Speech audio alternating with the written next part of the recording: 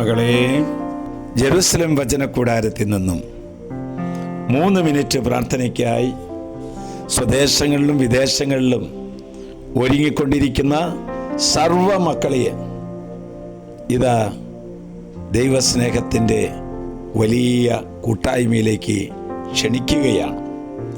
നമുക്ക് ഒരുമിച്ച് വളരണം, നമുക്ക് ഒരുമിച്ച് പ്രാർത്ഥിക്കണം, നമുക്ക് ഒരുമിച്ച് പ്രവർത്തിക്കണം. ആരോഗ്യവും സൗന്ദര്യവും കഴിവും മാത്രമല്ല ദൈവം നമുക്ക് തരുന്നത്, നമ്മൾ എന്തു കൊടുത്താലും രൂപാന്തരപ്പെടുത്തി തരുന്ന ദൈവമാണ് നമുക്കുള്ളത്. ഇതാ വചനം നമ്മെ പഠിപ്പിക്കുന്നു. ഉൽപ്പത്തിയുടെ പുസ്തകം 50-ാം അധ്യായം 20-ാം വാക്യം. നിങ്ങൾ എനിക്ക് തിന്മ ചെയ്തു, പക്ഷേ ദൈവം അത് നന്മയാക്കി മാറ്റി. പ്രിയപ്പെട്ടവരെ, തിന്മയെ നന്മയാക്കി മാറ്റാൻ ദൈവത്തിന് സാധിക്കും. സങ്കടത്തെ സന്തോഷമാക്കി മാറ്റാൻ ദൈവത്തിന് സാധിക്കും. മറ്റുള്ളവർക്ക് ഊർജം നിറയ്ക്കുന്ന പവർ സ്റ്റേഷനുകളായി എന്നും നമുക്ക് ജീവിക്കാൻ സാധിക്കും. നമ്മൾ കണ്ടിട്ടില്ലേ, എലഞ്ഞി മരത്തിൽ നിൽക്കുന്ന പൂവ്, അതെത്ര മനോഹരമാണ്. അത് താഴെ വീണാലും, അത് ഉണങ്ങിയാലും, ചവിട്ടി അരച്ചാലും അതിൽ നിന്ന് സുഗന്ധമേ പുറത്തു വരൂ.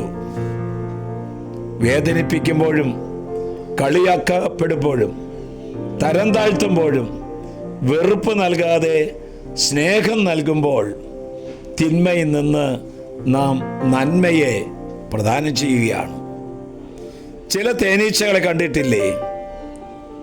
ചില പൂക്കളിൽ നിന്ന് വളരെ കയ്പുള്ള തേനാണ് ശേഖരിക്കുന്നുവെങ്കിലും ആ കയ്പിനെ മധുരമാക്കി തീർക്കാനായിട്ട് ചില തേനീച്ച കൂട്ടത്തിന് സാധിക്കും.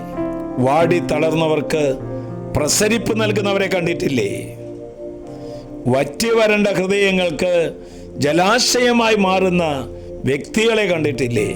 മകളെ, തിന്മയെ നന്മയാക്കി മാറ്റുവാൻ ദൈവത്തിന് സാധിക്കും.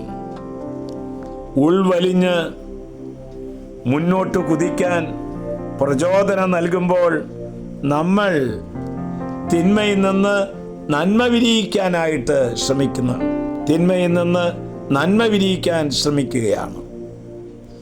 ദ്രോഹിക്കും തോറും ക്ഷമിക്കാനായിട്ട് ശ്രമിക്കുകയാണ്.